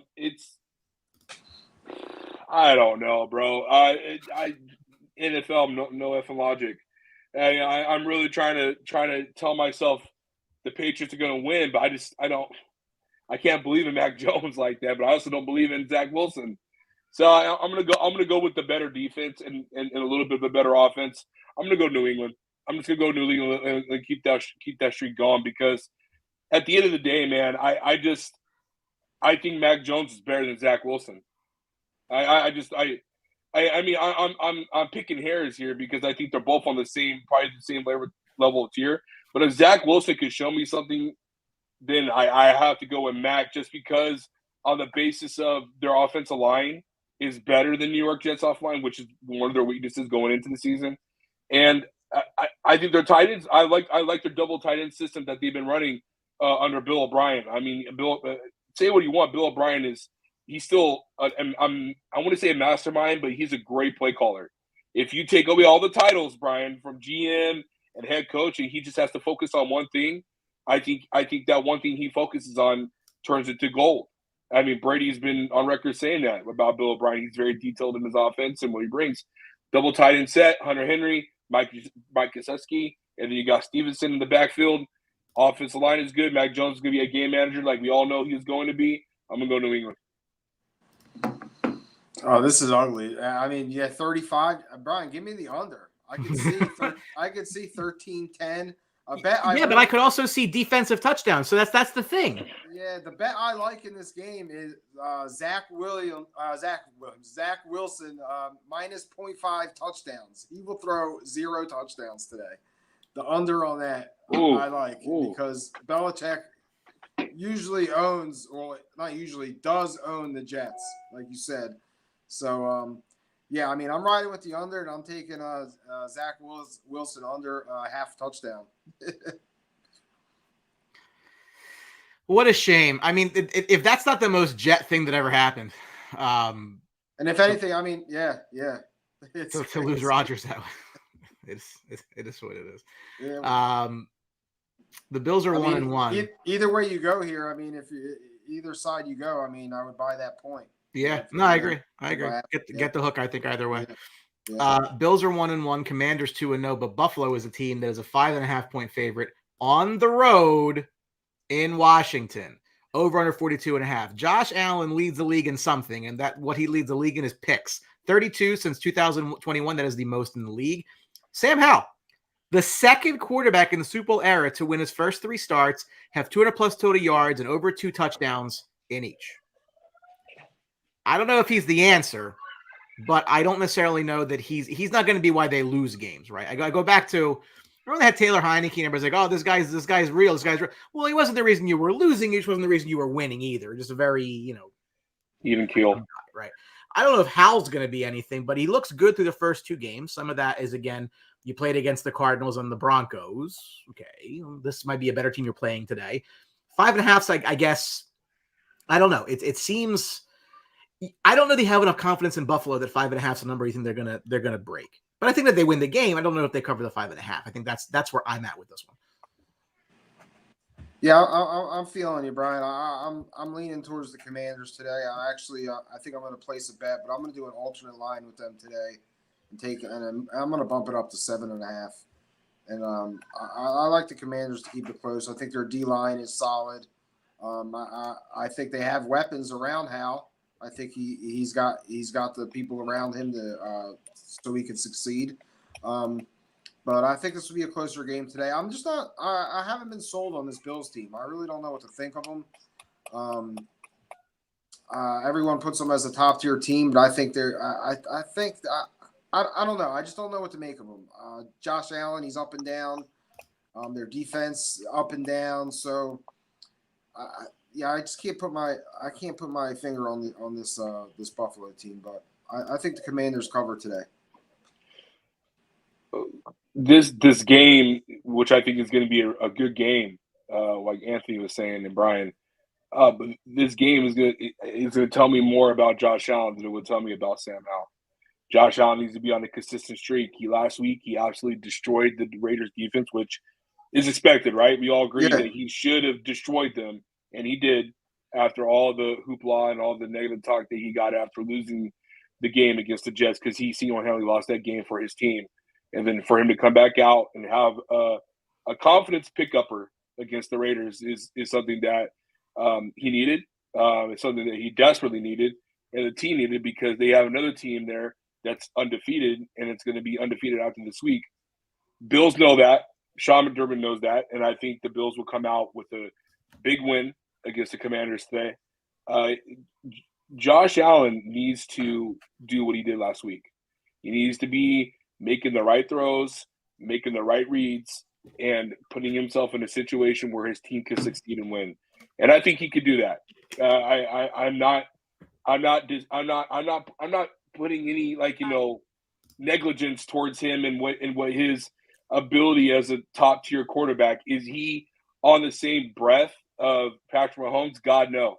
Is he on the same breath as Joe Burrow? Some could argue, some could not. I have him there, but his interceptions and turnovers, he leads the league since he started his first game. That's an issue. But we also seen Josh Allen take over games. and be the beacon of reason why the Bills always win. So I'm gonna go with the same game plan, the same mentality that they have with the Raiders. It's just the Commanders, and it's not home. So I'm gonna go with Buffalo. I'm gonna lean heavy on Josh Allen's passing because that front for the Commanders is disgusting, and I don't think James Cook doing much. So I really think this is gonna be a game, Brian, where we're gonna see a certain person have a semi-breakout as Dalton Kincaid. I think Kincaid can do things that Dawson Knox can't. You know, Dawson Knox got a touchdown last week because that's Josh Allen's boy, and he's comfortable with him. Reminds me a lot of the tight end when Ben had. I'm so bad with names right now. Jesse James for the tight end. Okay. They had that connection. That's what I see a lot with Dawson Knox and Josh. But Dalton Kincaid is, I mean, people have said he's the second coming of Travis Kelce. So if that's the case, let's see him break out today against that weak linebacking core on coveraging for the Washington Commanders. So I'm going to go Bills, but it's going to be I think it's going to be a close game, Brian. I don't think it's going to be a blowout. I don't think it's something like that. Commanders defense is for real. They can play. So I'm going to go Buffalo on this one. Yeah, I mean, look, I'm not taking him in Survivor. Obviously, my Survivor pick. I'm honestly between Dallas and Buffalo. I'm Dallas and Buffalo. I haven't put it in yet. I'm leaning Jacksonville. I did San Francisco. I don't like division games if I can avoid it. I know. I dodged the bullet last week with the Giants. Yeah. About 65% of America did. I want to try to keep those good teams in my back pocket. But you probably got to get there. I know. You got to get there. You mentioned Jacksonville. They are hosting Houston today. They are laying 7.5 at home. They're 1-1. Texans are 0-2. Over under 43.5. For Stroud, 58 completions through 2 starts. That's second most by a rookie in his first 2 starts since you were watching things on a black and white television. Jacksonville's defense at 6 takeaways through the first 2 weeks. Look, they look good against Detroit. I think everybody thought that game last week against the Chiefs was going to be a barn burner. Didn't materialize that way. But look, I said coming into the year, and I maintained that if I had to pick one team to win their division, it's them. So this is a game you kind of have to win. Let's just call it what it is. And I think that they're going to. I don't know if could Houston backdoor this. I think they're primed to do that. I mean, that's the way things are. Sure. Yeah. Definitely. Yeah, like Nico Collins has been good. Dameon Pierce has been a bit of a disappointment, but they've been throwing the ball. I don't know that anybody thought that would be what their game plan was going to be, given the fact they have a rookie quarterback. But they're okay. They're fine. You need to see a big game out of Trevor today. I think you're going to. Jacksonville wins. I just feel like they're going to be up like 13, and they're going to find a way to let 2 touchdowns in the fourth quarter, and it'll be a 6-point win. Like I just think something stupid like that. See that. Yeah, last Sunday was a huge disappointment for the Jaguars. I mean, Trevor Lawrence. It felt like he forgot how to play quarterback. And that's what I got from the game against Kansas City last week. And maybe Kansas City's defense is just once again freaking sneaky good that people don't look into the numbers too much and don't see what they can do. I mean, Spagnuolo, you got to give him credit, man. This guy just figures it out. Obviously, it helps when you have Chris Jones who comes back and gets a sack and has, I think, 4 pressures, I believe. He absolutely was a havoc on the defensive line. It just proves to everybody that he probably is the best defensive tackle in the game today over Aaron Donald. But, that's a conversation for a different day. Hey, listen, if you ask Eagle fans, it's Jalen Carter. Stop. He's got to play a year first. So with that being said, man, Jaguars need to have a breakout game, Brian. You said it. They need to have a breakout game. They need to have a big offensive showing. I'm plugging everybody. If you have Jags, we don't know what the game plan is, but just think that it's going to be Christian Kirk or Calvin Ridley. They need to have a big game. Houston Texans out with their best corner. Stingley's out. He's on the IR. Texans are hurt everywhere from both sides. But, shout out to C.J. Stroud for sticking in there and being, I think, in my opinion, the most productive quarterback through 2 weeks from his class. Bryce Young's going to be missing 2 weeks, which was kind of shocking a little bit when we got the news on Thursday that he wasn't going to start this week. CJ's doing his thing. Just keep on building confidence around him, the offensive side. That man needs an offensive line like no other, or we're going to have an Andrew Luck 2.0. So we need to give him a line in the offseason and through the draft. And Houston Texans fans should be excited, man, because their defense is on the upcome too. They got a head coach who just came back from San Francisco, who's implementing his touch. And it's Houston's on the right side of seeing better days as a franchise, in my opinion. So it's going to be interesting to see how the season unfolds. But I'm definitely going to go with the Jags today. But shout out to CJ Stroud for proving the naysayers wrong so far through 2 weeks. Yeah, I mean, like Brian said, I mean, I could see this coming down to a late backdoor touchdown this game. But I do like Jacksonville. I think I am going to take them in my survivor pool this year, or this week. I'm sorry. I like Ridley today. Anytime touchdown. I say it's plus 145. I think that's really good value.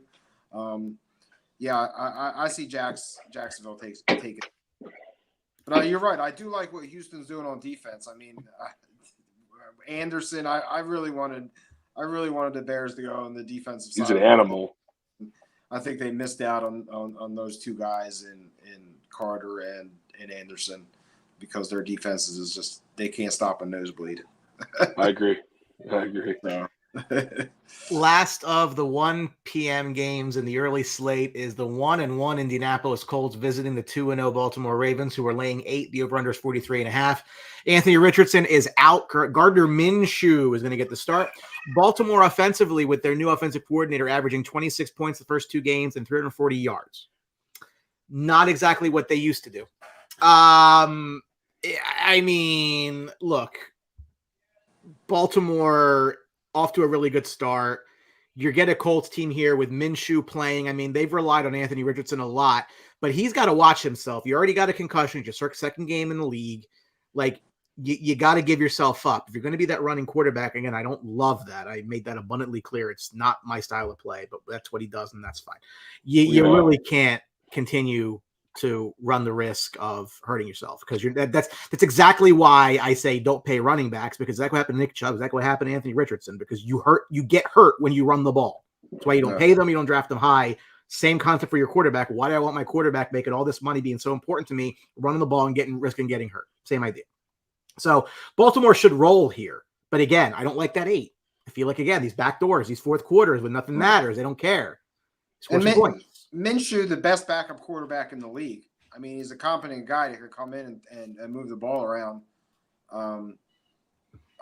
8 is a lot. I'm staying away from this game. I mean, maybe some props with Lamar Jackson rushing. I like you're getting some positive money on a Gus Edwards touchdown, maybe 1 yard touchdown they get down there.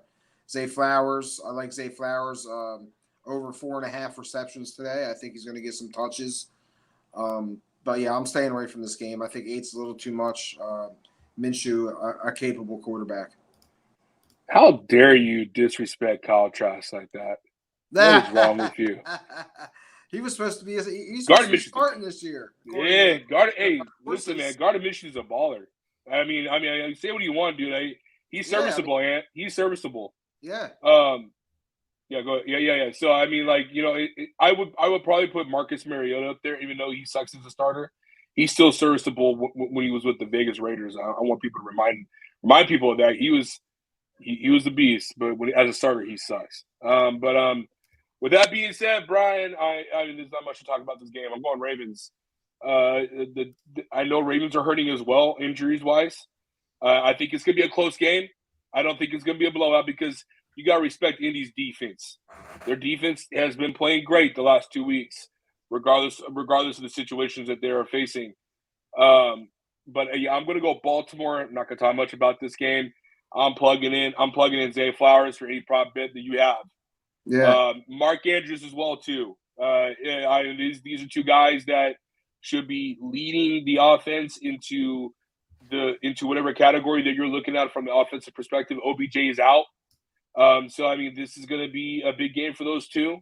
Colts-wise, I'm not touching anything offensively for them. And none whatsoever. Michael Pittman Jr., none of that crap. So, yeah, going Ravens. Gus Edwards, 2 touchdowns. Okay. I like that, bro. Yeah, we can go that. I can go that. Because I think, look, Baltimore spreads the ball around. I think Justice Hill's inactive, right? As far as I know. He's still injured. Yeah, Okay. he's out. He's out. You obviously J.K. Dobbins, like who's going to run the ball, right? And I think that people forget Gus Edwards was their guy last year before he went down, right? Yep. So the confidence is there. Don't give me this Melvin Gordon nonsense. Don't give me this Kenyon Drake nonsense. Like, I think they're going to feed this guy, and I think that's why I have him in fantasies, because again I knew that J.K. Dobbins is an injury waiting to happen and didn't wait very long. So. Love it. I think Edwards becomes their primary guy. I like him for 2 today. I don't know what the prop is. But Brian, now I'm going to go look what the prop is because I said that.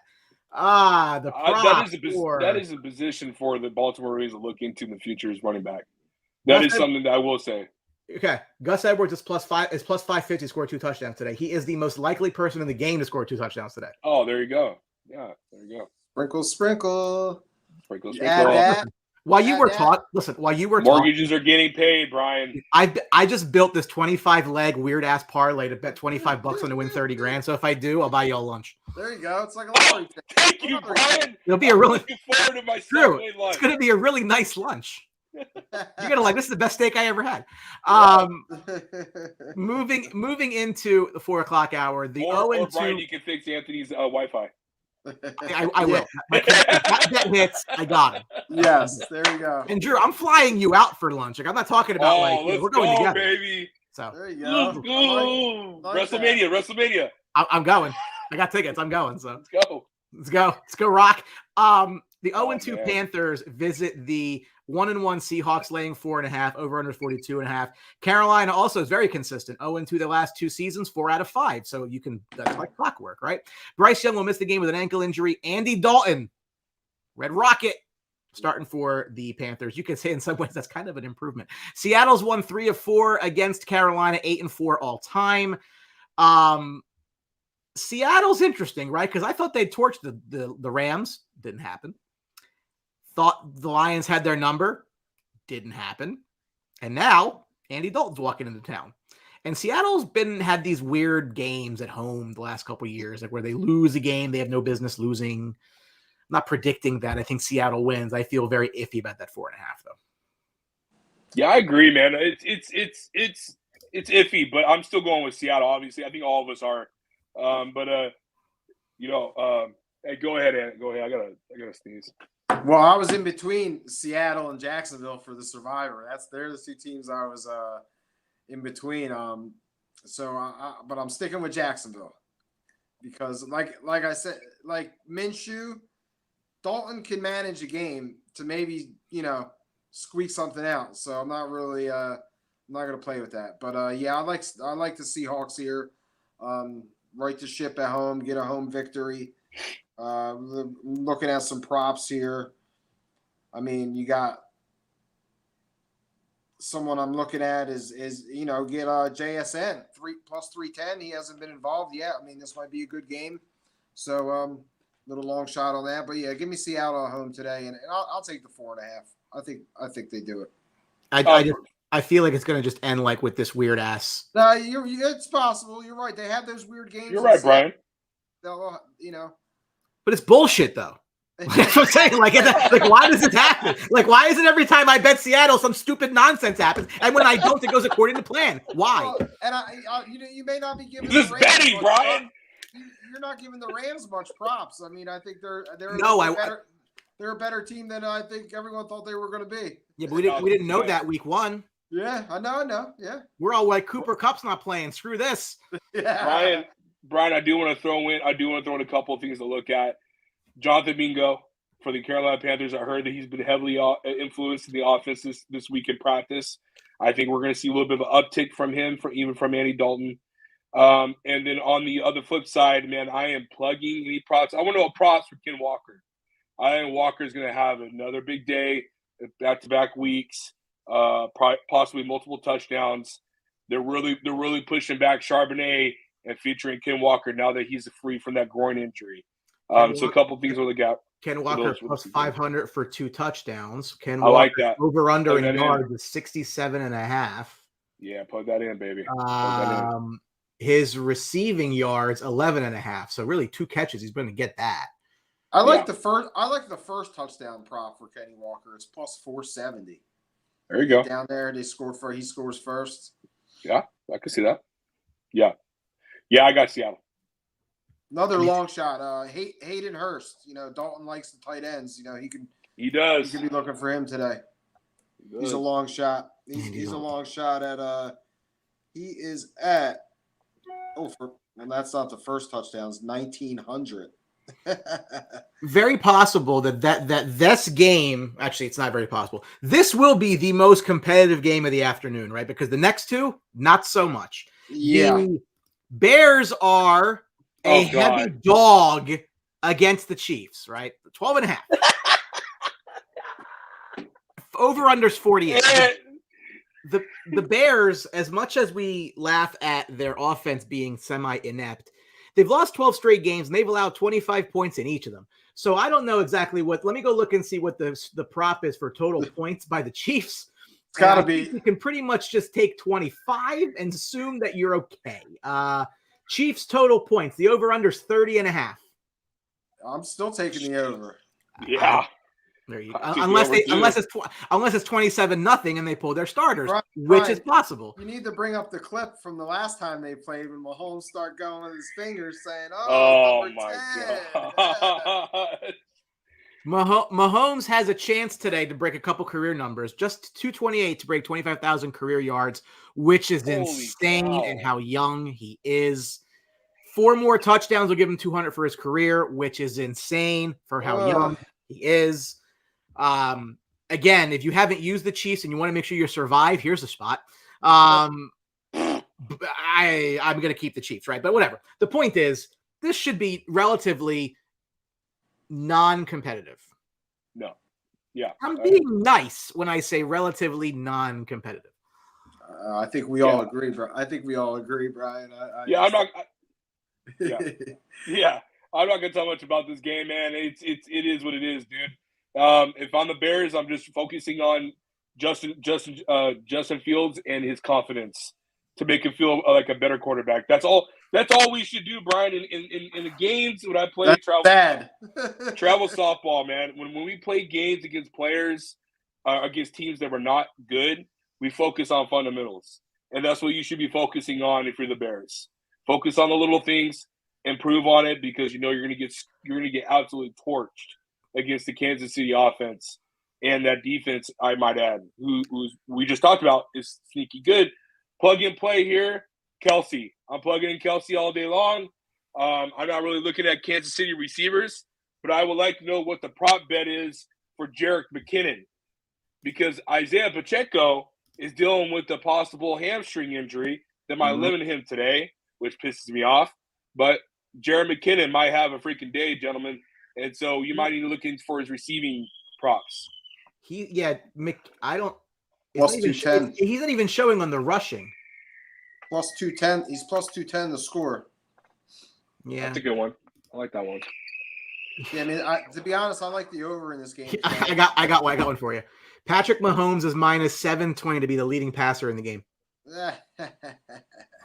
Gee. Yeah, I mean, listen, as a Bears fan, you could only hope. I could only hope that Justin Fields, comes out and quote unquote plays like he's supposed to. So maybe he needs to. Yeah, I mean the rushing props on Fields, I would take the over. I think you're going to see. Yes, he's going to be more active today. So listen to this. The popular same game bet in this game is all Fields. Over 176.5 passing yards. Over 61.5 rushing yards. That makes more sense. At least 1 passing touchdown. Ooh. And anytime touchdown score, which means run. Okay. That $10 paid. That's plus 793. Listen, Another guy to look at on the Bears today is Roscoe Johnson. He's going to get more touches. I thought it was a great pick when they picked him up. He played behind Bijan, but he was like they said he was just as good.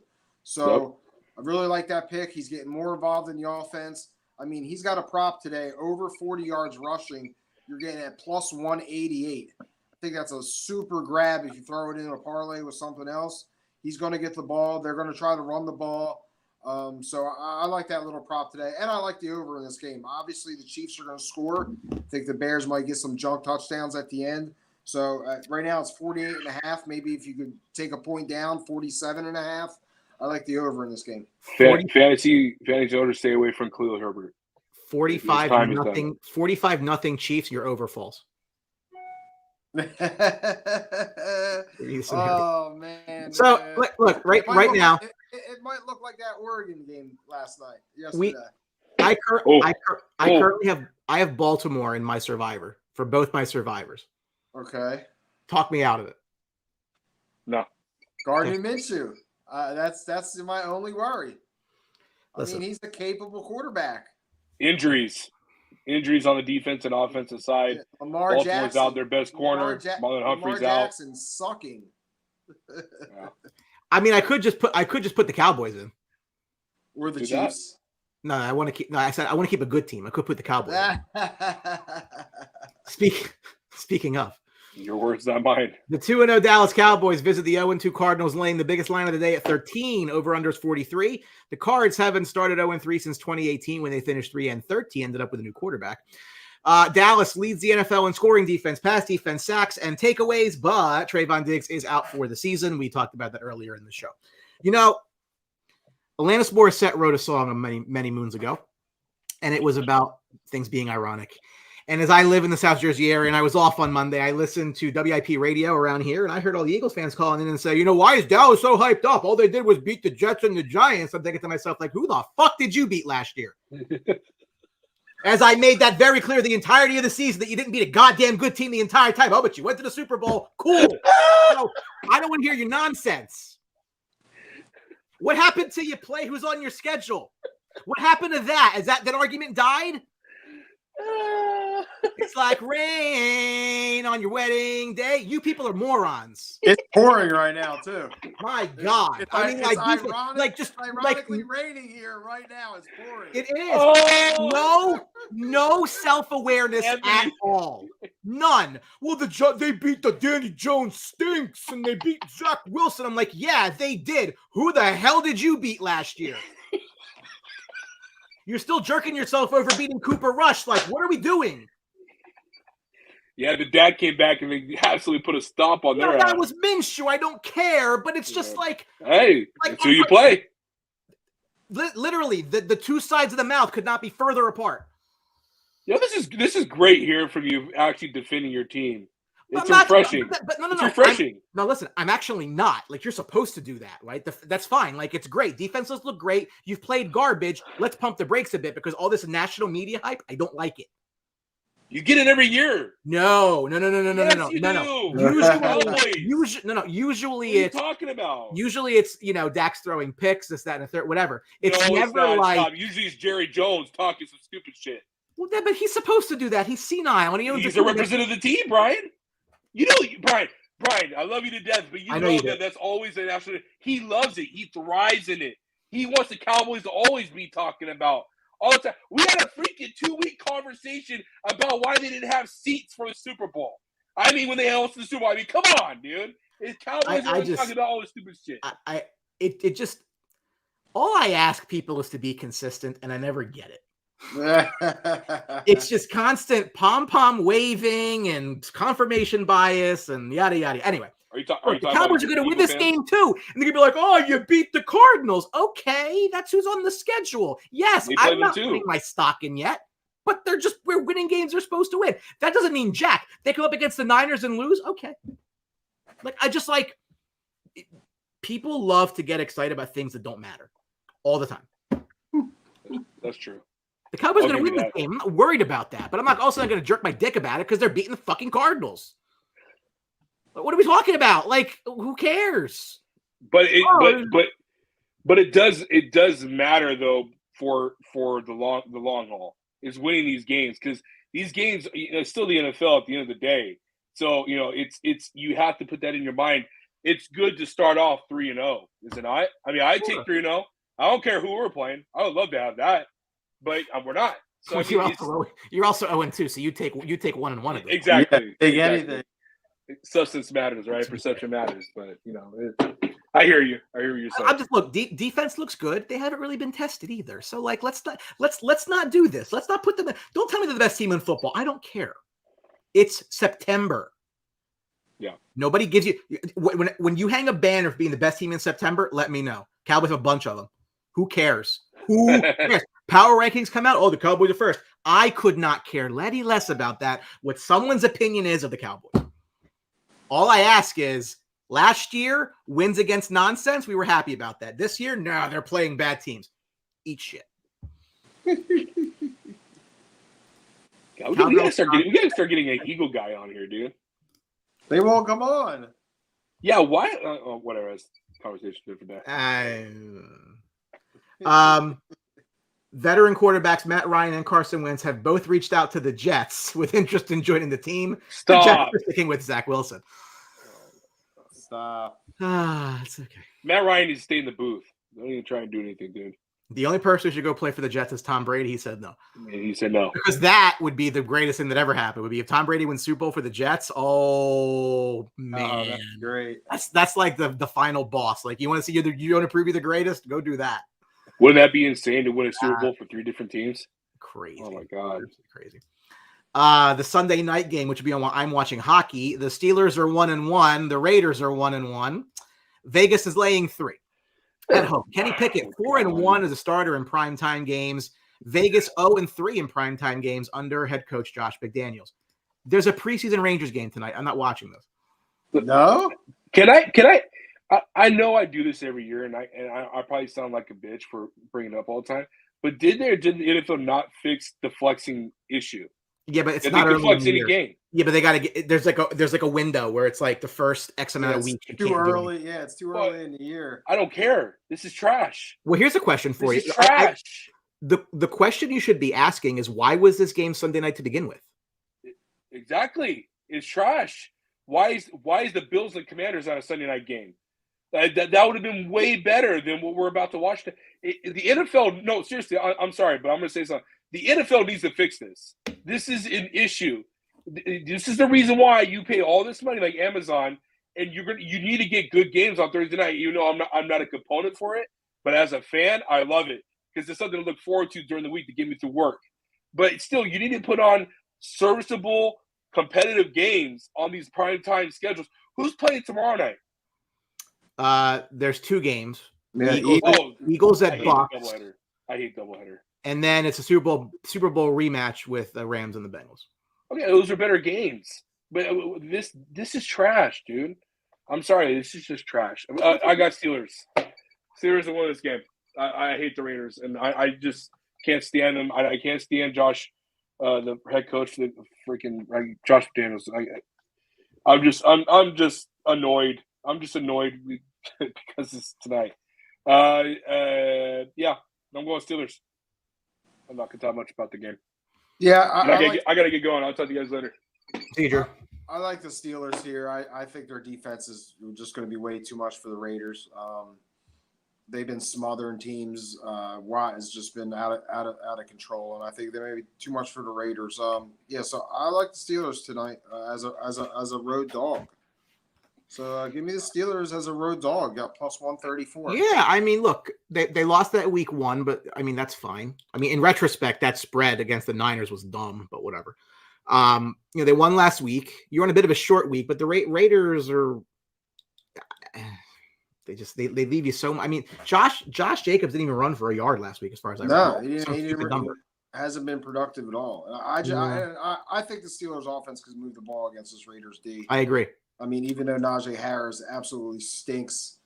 Well, that's why they're thinking about he might be losing his job. Yeah, I mean, he's just not producing at all. So if the Steelers could get that running game going, I mean, I think that's their real big issue. They're so stagnant running the ball that their offense doesn't look good. You know, Yeah. it doesn't make Pickett look good. So if they could get that going, I think the Steelers have a real formidable offense, even without Johnson too. But I was bullish on Pickett into the year. He's not one of my Fab Five and never will be, but I was bullish on him coming into the year. I don't know that the loss of Deontay Johnson's that important because I think George Pickens is pretty good. Yeah. But yes, I mean, historically, the Steelers have always been a defensive team with a good running game. Then they pass around. Even in the Ben years when they used to blow teams out of the water, they had a good running game. Yeah, they still ran the ball. It opened it up, right? So, again, I don't know what to make of Pickett yet. I mean, they didn't look that great last week. No. So, but a lot of people talk about their offensive coordinator, who apparently got promoted to something else. I don't know. I mean, I would take the points with the Steelers pretty easily here because I think that even if Vegas gets them, it's not going to be by much. Yeah, in my opinion. Another week of 2 Monday night games, and the only undefeated matchup of the week is the 2-0 Eagles face the 2-0 Bucks. Eagles laying 5, over under is 45. Jalen Hurts is 19-1 in his last 20 regular season games, which tells me that the team's pretty good because I don't even think that's him. Tampa Bay is looking for their first 3-0 start since 2005. I watched the vast majority, if not the entirety, of that Eagles-Vikings game. And here's the take that I took from it is, and I look, I hate the team. I want all their fans to drink bleach, but that's not what I'm getting at here. I came away from that game thinking they're doing everything possible to hide their quarterback. When you run the ball 7 times in a row, you're going to say, well, that's what was there. Okay. You know what? When Peyton Manning throws the ball, he throws it anyway. He finds somebody open, right? They ran and they ran and they ran. And we're going to talk about that. You think the Vikings are some elite pass defense? Well, they're not. Vikings were in that game. I think it was closer than the score would indicate. So I don't know. I'm not. Everybody wants to just like jump on Jalen Hurts. I'm not there with him, and it's not the jersey he wears. I promise you that. I watched the guy play. Reads aren't there. They've surrounded him with a really, really good cast of people around him. They really have. Yeah. But again, it's. Then how is it you? Like, are you a passenger here? Because you have all these guys, and this is, I mean, they're 2-0, right? But they haven't been dominant against 2 teams I would think are not that great. Yeah, I mean, they're off to a slow start offensively. It's kind of like you don't know what their identity is going to be. You don't have those big bust-out plays you saw last year. And I think it's really, it's the NFL catching up to what the Eagles are doing. These guys have had, 2 years to figure out, like, this offense. And I think that's what's going on right now. And then now it's the Eagles' turn to adjust to what the NFL is doing. So I think that's the process they're in right now. They're really trying to get a feel for what defenses they're going to see every week compared to what they saw last year. And I think that's where they're struggling. New offensive coordinator also.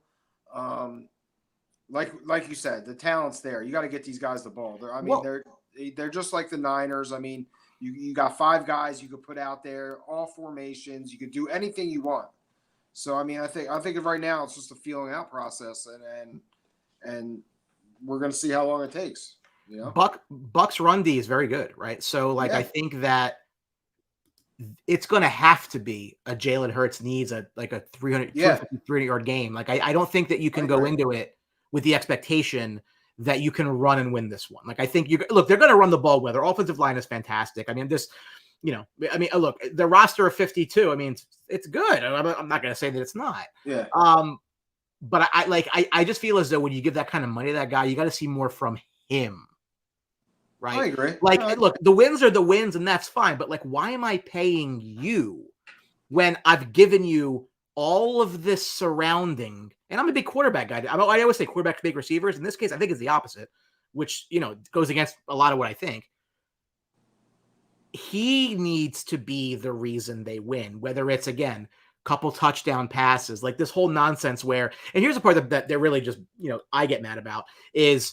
They run the ball. They get to the 1 yard line, and then he gets the touchdown. All of a sudden, fantasy points. All of a sudden, this guy's great. That's not quarterback play to me. So, and the NFL keeps talking about total yards and total touchdowns, and it's like you didn't used to do that, right? Like it almost seems like you're really trying to take this guy and raise him up to being the equivalent of a Mahomes and a Burrow and a Herbert and an Allen. I don't think you're there. I really don't think you're there. the Eagles should win the game, right? The Bucs are 2-0 because of their schedule. I'm not they're not a 2-0 team. So if the Eagles lose this game, it's a massive disaster. That's why they're 5-0 on the road, 2-0 team. But I just think that you need to see Hurts do something. You're absolutely going to have to see it because you know what schedule's coming up. Oh, yeah. It's not last year anymore. No, they have a serious schedule this year where they're playing all the top-tier quarterbacks. So they're going to have to get back to the Eagles scoring 30-some points a game, or they're not going to win these games. I think their weakness on defense is their secondary. They're banged up back there. They're also old back there. Yeah, so they have a real challenge coming up. They have to win this game, get to 3-0, and they gotta win convincingly and show something on offense because these teams are coming up that will beat them. Well, that, and I think if the Cowboys stay on this trajectory, you're going to have the team wins a division, and the other team's going to be a road team, just like Dallas was last year. Yeah, so the Eagles have to at least keep pace. Absolutely. That's going to be a back and forth battle throughout the year because I think both teams have good things and bad things about them. Sure. Most of the bad things are about their quarterbacks, by the way. Again, I think if you're the Eagles, you want home field. Absolutely. As long as you can get it. Yeah. Do I think Dallas losing to Philly wins a playoff game? Probably not. Do I think the Eagles going to Dallas win a playoff game? Probably not. So I think that the home field at the end may make a difference there. Sure. It'll be curious. Again, I think the Eagles win the game, right? And 5 is whatever, like 27-20. So I'm okay with, I get that. That's fine. Yeah. But I need to see this guy throw the ball. Like, I don't know how else to say it. Like, that's what a quarterback does. Oh yeah. And if he doesn't, you go back to the radio Monday and it'll be panic. Sure. Yeah, like at one point, Jalen didn't look good. Okay. Well, okay. So again, he got his money, and now he's a question mark. Like, well, okay, the thing is, Brian. Winning solves everything. I mean, you got to keep winning games. It's not. That's the goal. It's as long as he keeps winning. As long as he keeps winning, it is what it is. But you don't feel warm and fuzzy about paying the guy $300 million and then ending up with that. It's not our money. It's not our money. But you know how we make fun of Deshaun Watson's terrible right now? Hurts is worse. His passing numbers. Look it up. I'll take my word for it. Yeah, well. That's it. The second Monday night game is a Super Bowl rematch as the 1-1 Rams face the 0-2 Bengals. Bengals laying 2.5, over under 43.5. Story for the Rams have been Puka Nacua. 15 receptions in week 2. That's the most by a rookie in a single game ever. I'm going to start him this week, so he'll do nothing. Yeah. Bengals 0-2 for the 4th time in 5 years under Zach Taylor. Burrow is a true game-time decision, but I don't think he's going to play from everything that I hear, which is a problem, right, for them. And again, they could fall to 0-3, same as the Chargers could fall to 0-3 in a loaded AFC. And now you're thinking, like, what happens? If the Ravens go to 3-0, again, easy schedule-ish to start, admittedly, right? But the Bengals did lose that game. Yeah. Now you're 3 games behind them with losing tiebreaker. So, like, it starts to get daunting, right? Yeah, Can the Bengals jump the Browns? Sure. Can they jump the Steelers? Sure. But you want to win the division, and you at that point need to really start rolling off some wins, and you better beat the Ravens when you play them again. I don't know when that is, but that becomes the biggest game of the season at that point. Look, I think if you're the Bengals and you lose this game, you suck it up. Burrow didn't play, but like, when's Burrow then going to play? Because if he's not there, they're going nowhere because that's how good Joe Burrow is. Yeah, no, like I said earlier, the Bengals are in a really tough spot. I mean, do you put your franchise guy out there, to try to keep up with the division, or do you make him get full rest, get him back at 100%? It's a really tough decision, and as a player, he wants to play, so he's gonna do his best to get in there, but it's not really helping the Bengals. This is a tough game. I mean, the Rams have been surprisingly playing better than people thought. Stafford looks decent, good quarterback. So, if Burrow don't play, I mean, I like the Rams in this game. I really do. I would take the Rams on the road, especially if Burrow don't play. I mean, how can you not? You could grab this now. If you could grab this now, gambling that he doesn't play, I mean, you could get the Rams at some plus money. Yeah, I mean, the Rams right now, the money line on the Rams is plus 134, and it's actually a plus 3-point game on FanDuel. I took these numbers from DraftKings. I have FanDuel up. Yeah. I mean, Very interesting. Yeah. Again, I don't think 0-3 is a death sentence for the Bengals, but it starts to become difficult. I think it is. I think it's just it's too much for the teams in front of them. I really do. They're in a tough spot, man. They really are. I mean, you'd have to win 11 out of the next 13 to end up 12-5 in the AFC. Yeah. So whatever number I had. Yeah. It's late in the show. Yeah. Anyway, listen, that's week 3. We've been abandoned by the rest of them. So it happens. any we're off a little early today. Any closing thoughts? I think we see the top tier teams today take care of business for some of these small guys. I don't see really. Jay Glazer, Bears remain undecided on committing to Justin Fields as the long-term quarterback. I mean, where's that come from? Jay Glazer. I don't know. It's too early. Like I said, it is. It's Alan Williams departed in part because of inappropriate activity. Yeah, there's something strange going on with that dude. So his health, right? Yeah. Yeah, sure. But no, like I said earlier, it's a 15-game audition for Justin Fields. It really is. I mean, they chose him this year. They traded the first pick, which they should have, like we said. They chose him. And, fortunately, they're not paying him. They don't owe him anything. So, like I said, 15-game audition, and we'll see what happens. But, that's another. You got to throw the ball in the sleeve. Yeah, I mean, you got to let the guy go. Just let him. I don't even, throw interceptions, Brian. Throw them all over the place. I mean, you see. Look, I say this all the time, right? I say if I was ever in charge, I could eliminate drunk driving deaths by eliminating cars and booze. So you can avoid throwing interceptions by just not throwing the ball, and then you won't throw any interceptions, right? But that's not life. That's not quarterback play. Exactly. You got to trust. You got to trust. I just think when you play at a school like Ohio State, everyone is open. Yeah. You could sit back there for 5 seconds like he did and just throw the ball all over the place. It's just not. It's frustrating that it's year 3 and nothing's slowing down. Right. No, I agree. So it's just like I said, it's an audition and we go from there. That's all there is to it. Yeah. Well, that wraps up week 3. We'll be back next week with all kinds of here's teams that are 3-0, here's teams that are 0-3 and they're dead, and here's hopefully the Bears don't allow any more theft at the facility. I think that they need to work on that too, whatever they're doing throughout the week. Get that security up. on behalf of Tony, Drew, and Anthony, thank you for watching week 3. We'll catch you next week. Good luck to all your bets on your fantasy teams. Good luck to your actual teams too, if you happen to care about that as well. Take care, boys.